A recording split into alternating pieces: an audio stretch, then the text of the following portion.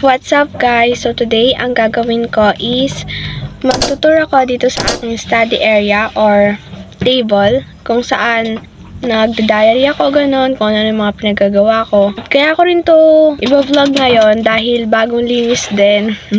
And parang ilang buwan na ako simula yung last upload ko about dito sa study table ko. Kaya naisipan ko na mag-tour para malaman nyo kung ano na yung mga pagbabago dito sa may area ko. And by the way guys, eto yung dati kong slime station. Nagpabili ako kila mama nun ng ganito. Yung parang linoleum, eto linoleum na Hello Kitty. Ganun. Tapos ngayon, habang papatagal, ang nahiligan ko naman is yung parang sa mga table, ganun. Kaya, naging study area to, dating slime station. So, yun guys, let's start na. Bago ko kayo guys i-tour dito ng isa-isa, papakita ko muna sa inyo yung pinakabuo. Ayan. So, itong study table ko ngayon, dalawa tong upuan dati, tapos nilagyan lang ni tatay ng plywood. Tapos sinayos-ayos ni mama, nilagyan ng linoleum na Hello Kitty. Kaya naging parang table, ganun. Kasi talagang dati gustong-gusto ko magkaroon ng slime station. Okay, so dito muna tayo guys sa part na to. So, etong mga nakalagay dito is dati, nandun sila kung natatandaan nyo guys sa storage rack ko. Tapos nung isang araw, nag-ayos ako and napag-isipan ko na dito na lang sila. Nandito guys yung mga in-order ko na lotion nung isang araw. And kaya pala madumi kamay ko kasi nagpintura ako kanina. Ito yung mga lotion, may bulak dito, may silka. Ito yung ginagamit ko guys sa mukha ko. So ito, mga lipstick lang yung natira dito. Polvo, tapos mga tirang conditioner, tsaka shampoo. So yung, ito lang yung mga nilagay ko dito, yung mga kailangan ko lang talaga. Then meron lang ako ditong parang electric pan na may ilaw siya. Ito yung sa ilaw. Tapos, sa electric pan yung kabila naman. Then, dito guys sa gilid, meron ako ditong clipboard. Pero wala pa tong nakalagay kasi hindi ko pa naasikaso yung ba't pa nagliliwanag? Dahil hindi ko pa guys naasikaso ilalagay ko dito sa clipboard. Tapos dito, meron lang ako ditong sketchpad pag nagdo-drawing ako. Ito yung libro ng LP Lee para sa grade 10. Meron na ako. Pero dati kasi to kay ate. And dito naman is yung mga ilang mga pang sulat-sulat gano'n. Pero yung halos lahat dito, wala na rin naman tinta. Naka-display na lang sila. Ito rin mga ballpen, wala na tong tinta. Pero ito, all goods pa yung mga pencil color na yan. Pero yung mga nandito, bilang na lang din yung gumagana. Yung mga nandyan. Tapos, dito may alcohol lang ako. Tapos, yun, parang abubot lang din. Nandun. Meron akong oil pastel na putol-putol. Tapos, dito, mga lang to, hindi ko pa nililinis. Nail cutter, yung mga stapler. And, dito guys. So, dito guys, may mga pins lang. Ito, tape, double-sided. Tapos, mga highlighter. Mga, kung ano lang nakalagay. Pili, yung mga memory card. Kung tatanungin nyo guys kung ano to, ito yung parang may salamin to sa loob, mga lalagyan ng kwintas, ganun. Eh, wala naman din nakalagay dito, kaya hindi ko na ipapakita. So, dito naman tayo sa may katabi nito.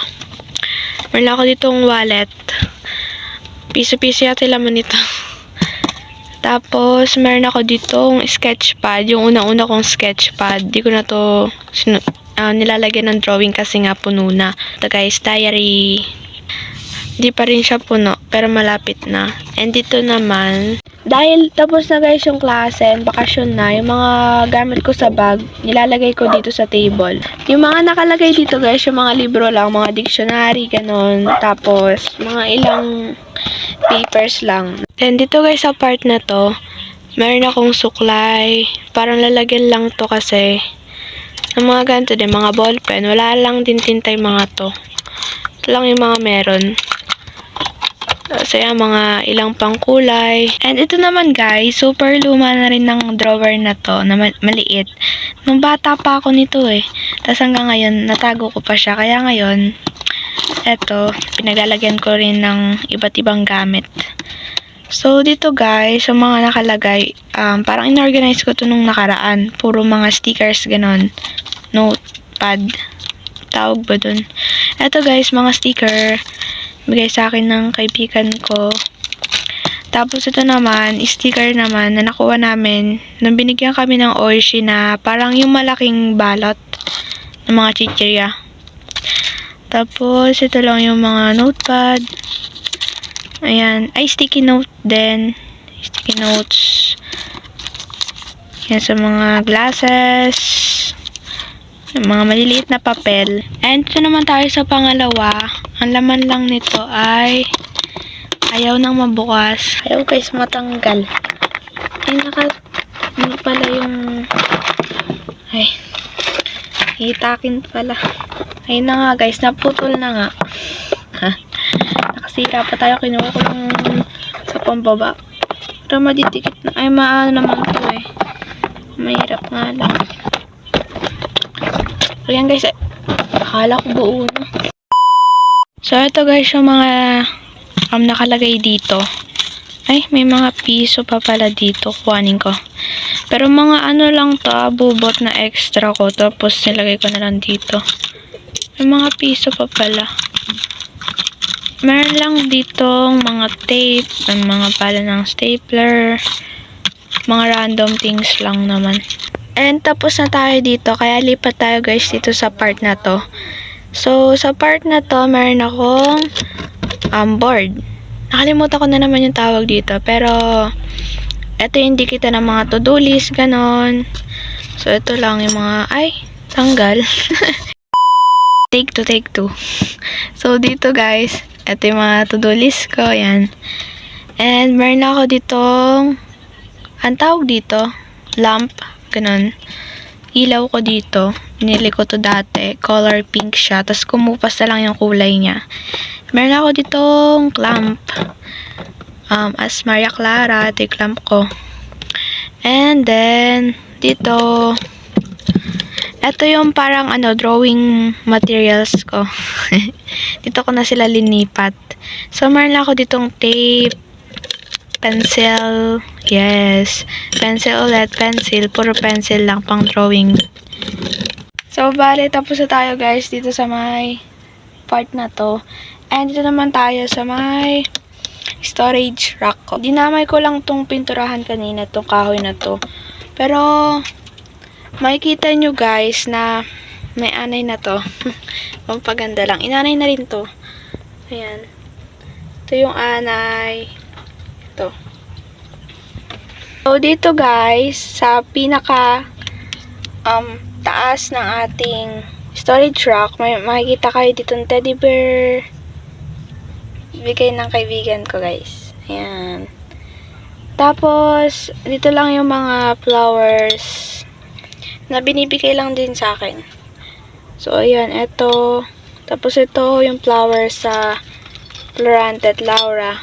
Ay, nahulog. Ito yung flowers ko. Tapos, ito, hindi ko na ito naibalik. Pero sa ano to? Parang props namin to para sa Noli yata. Sana. Tapos nakalimutan kong dalhin. Tapos may dahon lang dun. So, lalagyan lang to ng mga bulaklak. Naayos ko lang. So, nakalagay dito, meron lang mga popsicle stick.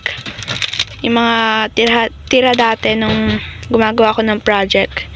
Tapos itong pouch na to, or bag, lalagyan ko lang to ng sa phone ko, phone accessories, ganun. Tulad ng mga headphone, ganun. Earphone ba yun? Basta yung parang sa and yung mga charger, ganyan, yun lang mga nakalagay dito. Tapos, meron lang ako ditong wallet na maliit. Tapos, oil pastel. Ito, yung mic namin to. Lapel. Naiwan sa akin isa sa grupo namin. Tapos, ito, mga dictionary lang yun. Tapos, mga papel. Papel. Tapos, dito naman sa pangatlo, nilagay ko lang dito yung mga marker ko na binili. Tapos, meron lang ako ditong calculator, scientific calculator. Kasi, super kailangan namin yan ngayon. High school. And, meron tayong 4 dito na lalagyan. So, the first one, etong first na to, meron tong mga yarn, ganon, mga random na, lang, papel-papel. Tapos, ito, puro crayon, super daming crayons na puno to. Tapos, ito, pangatlo, may mga ginapit ko na mga litrato sa dyaryo kasi kinakailangan pang design, ganon, or sa mga project kaysa masayang. Tapos, ito guys, pinaka first, mga glitters lang yan na binigay din sa akin. And sa pinaka last, meron ako ditong headphone ba to? Nakalimutan ko na naman yung tawag, pero headphone yata. Earphone. Headphone siguro. Parang siya, pink. Tapos umiilaw yun dito pagka sinisindi. Meron lang ako dito nalagyan na kung saan ito yung mga makeup ko. Ipapakita ko sa inyo mamaya. Pero dito muna, nakalagay dito yung salamin ko. Tapos yung dalawa kong pabango na in-order din. And then ito ilalagyan ko ng mga ipet. Napakainit guys. Pinagpapawisan na ako. Maligo na ako pagkatapos nito. Init. So ito guys yung pouch. Yung bag. Hindi ko alam tawag. So pakita ko yung laman. So ito kay mama to. Nilagay ko lang to dito kasi nga nadudumihan doon sa lalagyan namin. Ano to?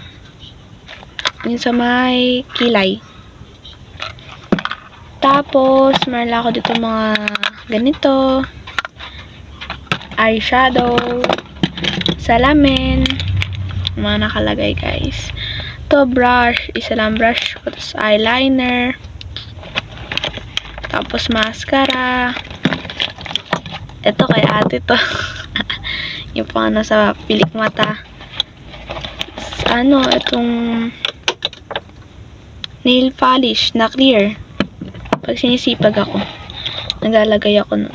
So, yun lang naman. Kasi guys, yung mga lipstick, kung matatandaan nyo, nandun sila sa may basket. Kasi nga, hiniwalay ko dahil minsan lang naman ako mag-makeup pag may ganap lang. Bago tayo guys, mag-tour dito naman sa may bandang baba. Meron pa kasi itong baba. So, eto guys, papakita ko sa inyo. Eto, ang pangalan niya, Ae. Guys, parang childhood, ko siya, teddy bear. Yun na yung parang baby ko dati, tapos hanggang ngayon, nandiyan pa rin siya. Tapos Ae yung pangalan niya kasi, Erika, tapos Angelo, yung kuya ko guys. Okay, so, eto guys yung table ko, tapos may baba pa siya na maliit. Ko lang, pintura ko lang dito. Eto, maliit na basura ko. Dito ko nilalagay pagka sisilka ako yung mga bulak. Tapos, tinatapon ko ng agad kasi ang liit-liit lang. Tapos ito, hindi to sa akin guys. Doon to sa may friend namin. Bibigay namin kasi uuwi na siya parang bukas or ngayon siya umuwi. Eto pala. Alikan siya ko to. Wala tong laman guys. Ayan, ala siya laman. Tapos, dito naman, mga random lang to guys. Mga tinatago ko lang na gamit. Kasi nga, di ko pa siya gagamit. Di ko pa magamit yan. Or mga kung ano-ano lang. Ito lalagyan to ng mga salamin. 2 box. Tapos, meron ako ditong watercolor. Ito, phone holder. Tapos, ano to? Ay, eskin. Ano to? Effervescent oil. Nandito pala. Tapos, yung pony ko sa may di ko pa naayos kasi sira. Tapos, ayun yung mga lalagyan ko ng pabango, glue. Random lang. Luminis na nga dito guys kasi nilinis ko na talaga. So, bago tayo guys mag-end ng ating tour, lalagyan ko muna ng laman yung clipboard ko. Ito yata yun. Mahilig ako mga lagyan ng mga papel kahit di naman ito mga kailangan. Wait lang. Ay, eto.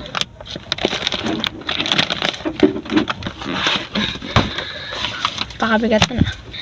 Nung lockdown kasi, iglesia kami guys. Iglesia ni Cristo. Nung lockdown, parang sa bahay lang nun parang pagsamba sa bahay ganun. Tapos binibigyan kami ng mga ganito. Yung mga parang teksto. Yung teksto. Tapos kami magbabasa ganun. Kaya naipon-ipon. Nakita ko nung naglinis ako dito, naipon ko. Nakita ko, nakita ko yung mga ganitong teksto. Kaya pinag-iipon ko. Tapos, babasa-basahin ko to pagka naman bago ako matulog or pag wala akong ginagawa, ganun. Kailangan din guys, nagbabasa tayo ng mga aral ng Diyos. So yun guys, bye-bye. Thank you for watching this video. Ay nga pala, nagsimula lang din ako sa pinakamaliit na study table na ang laman lang is mga papel-papel, tapos mga DIY na sticker, ganun. Kaya, bago ko nakuha lahat to, yan, napakatagal. Kaya guys, kung gusto nyo rin magkaganito na table, makukuha nyo rin yan. Promise. Kailangan lang mag-ipon. Bye-bye!